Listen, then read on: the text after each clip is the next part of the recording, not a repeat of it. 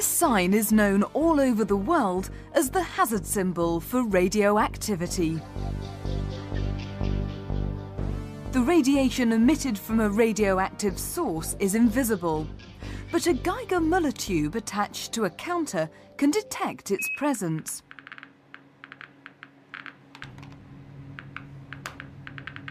The greater the number of clicks, the higher the level of radiation.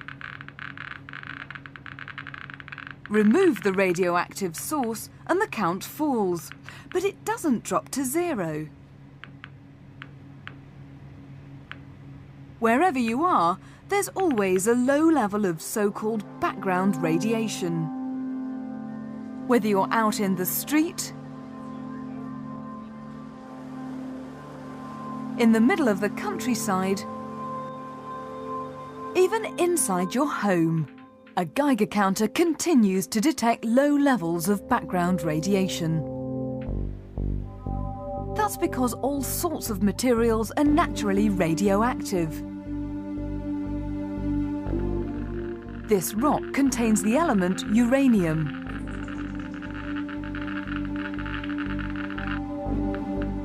Even this wall tile is emitting radiation.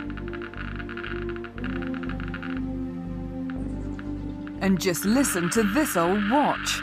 The luminous paint on its hands contains the radioactive element radium. This is the amount of potassium chloride in an average human being. A small percentage is radioactive.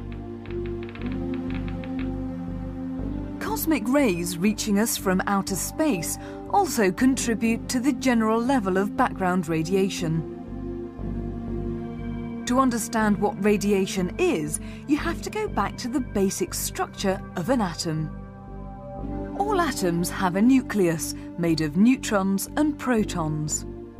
Surrounding it are electrons. The nucleus of a radioactive atom is unstable. It can break up at any time, emitting radiation as a result.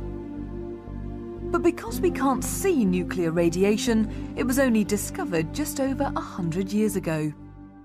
A French scientist called Henri Becquerel accidentally found out that the invisible radiation from a rock affected a photographic plate. We can mimic Becquerel's discovery using a piece of film in a light-tight container and placing our radioactive objects on top.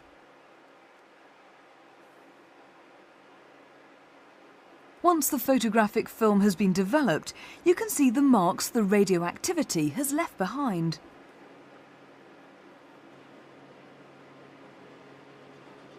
A cloud chamber also makes the effect of some nuclear radiation visible. The chamber contains air saturated with alcohol vapor. The metal disc in the middle is a radioactive alpha source. As the radiation shoots through the alcohol, it leaves behind a vapor trail. That's because nuclear radiation ionizes air. When the radiation collides with atoms in the air, it dislodges electrons. These air particles become positively charged ions.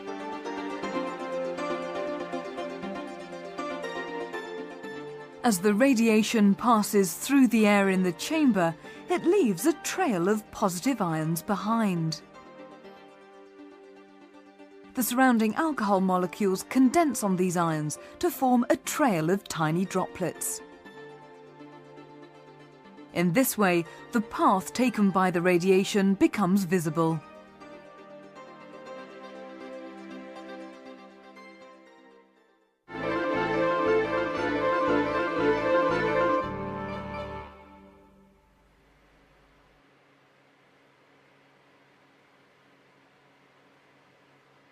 Although nothing appears to be happening, all these substances are emitting nuclear radiation. It's invisible, but an easy way of detecting it is to use a Geiger-Müller tube attached to a counter. There are 3 different types of nuclear radiation: alpha, beta, and gamma. Each has a different penetrating power. This is a beta source. It emits only beta radiation. The count rate is over 600 per second. Place a piece of paper in its path and the count rate falls only slightly. Some of the beta radiation has stopped, but most travels through. Replace the paper with a denser material and the count rate drops much further. Beta radiation is absorbed by a thin aluminium sheet. All nuclear radiation originates from the nuclei of radioactive atoms. When beta radiation is emitted, a neutron in the nucleus splits into a proton and an electron. The electron shoots out of the nucleus at high speed. Beta radiation is a stream of high-energy electrons.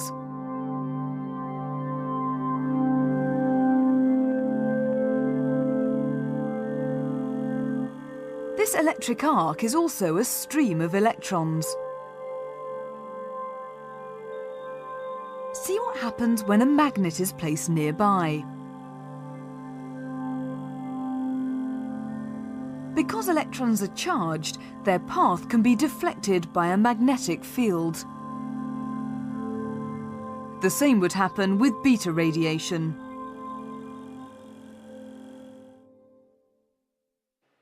So how does alpha radiation behave?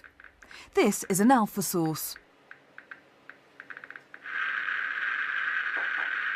At this distance, the count rate is about 500 per second. Place a thick sheet of paper in its path and all the alpha radiation is absorbed.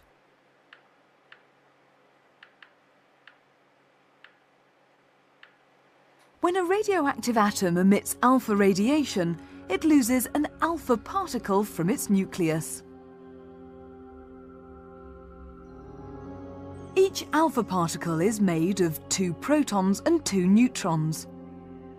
Alpha radiation consists of positively charged particles.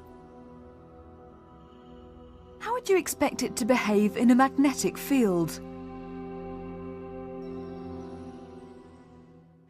Cesium-137 is a source of gamma radiation.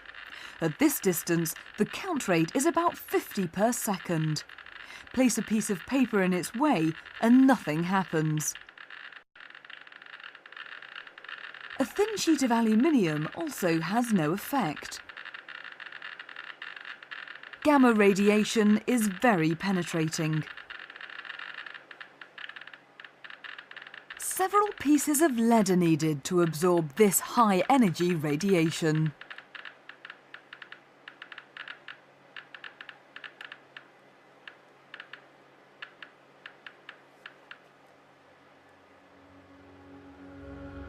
Unlike alpha and beta, gamma radiation is an emission of high-energy rays. It isn't made of charged particles, so won't be affected by a magnetic field. Because alpha, beta and gamma radiation have different penetrating properties, they can be used in different ways.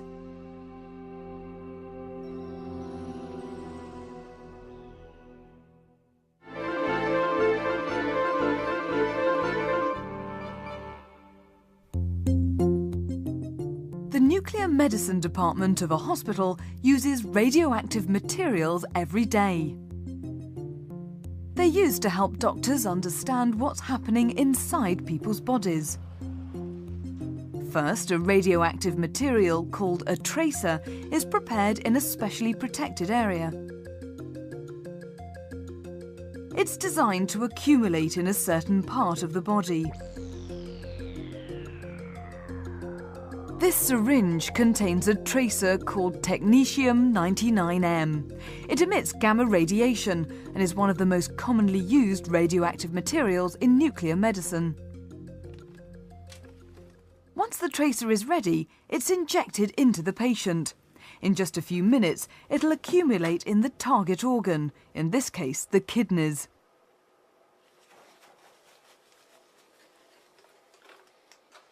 The doctors are trying to find out if this patient's kidneys are functioning properly. Gamma radiation is very penetrating. It easily passes out through her body. She's carefully positioned over a machine called a gamma camera. It detects the radiation and pinpoints where it's coming from.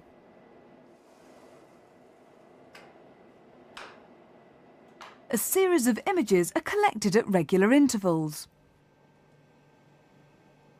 The first image captured by the camera clearly shows the size and shape of the two kidneys.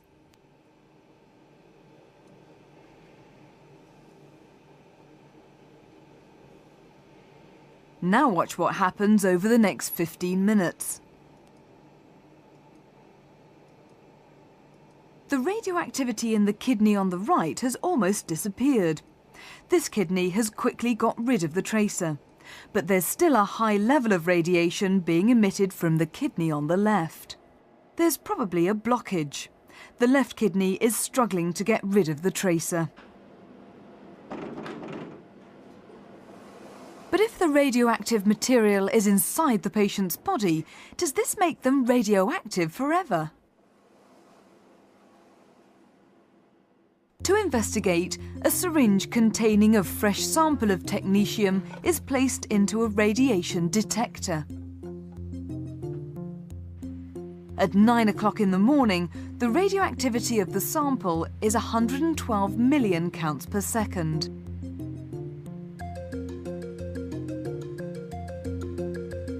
After 2 hours, it's dropped to 88 million. After 4 hours, it's 67 million. The level of radioactivity emitted from the technetium sample is gradually decreasing. Radioactive atoms decay, emitting radiation to form new atoms. The sample gradually becomes less radioactive.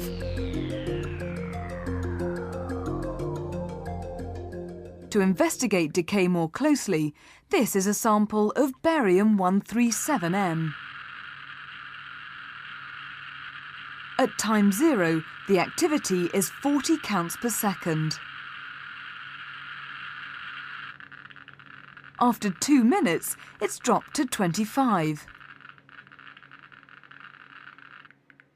4 minutes and the count rate is 15.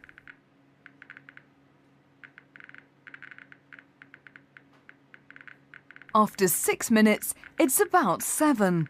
The time taken for the activity of the sample to fall by half is known as its half-life.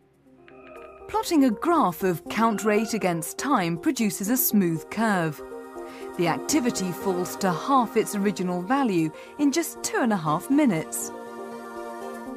It falls by half again 2.5 minutes later.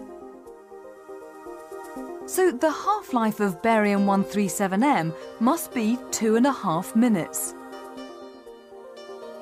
Technetium-99M has a half-life of 6 hours. So how much will the activity have dropped 24 hours after the injection?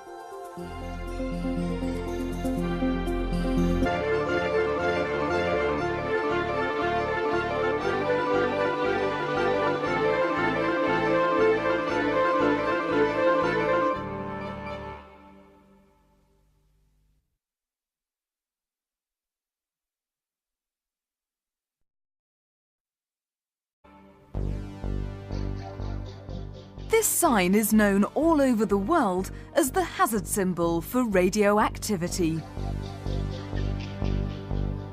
The radiation emitted from a radioactive source is invisible, but a Geiger-Müller tube attached to a counter can detect its presence.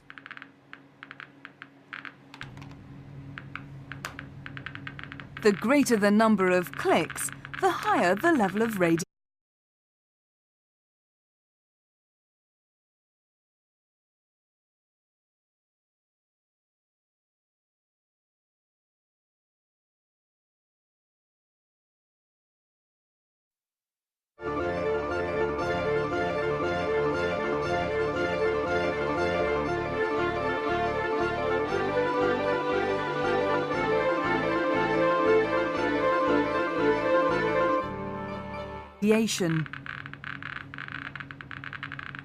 Remove the radioactive source and the count falls, but it doesn't drop to 0. Wherever you are, there's always a low level of so-called background radiation. Whether you're out in the street, in the middle of the countryside, even inside your home, a Geiger counter continues to detect low levels of background radiation. That's because all sorts of materials are naturally radioactive. This rock contains the element uranium.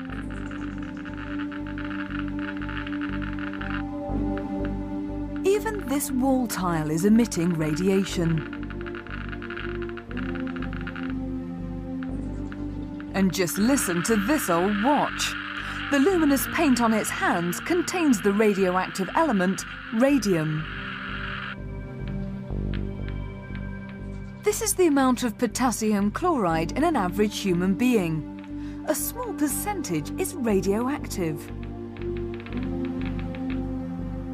Cosmic rays reaching us from outer space also contribute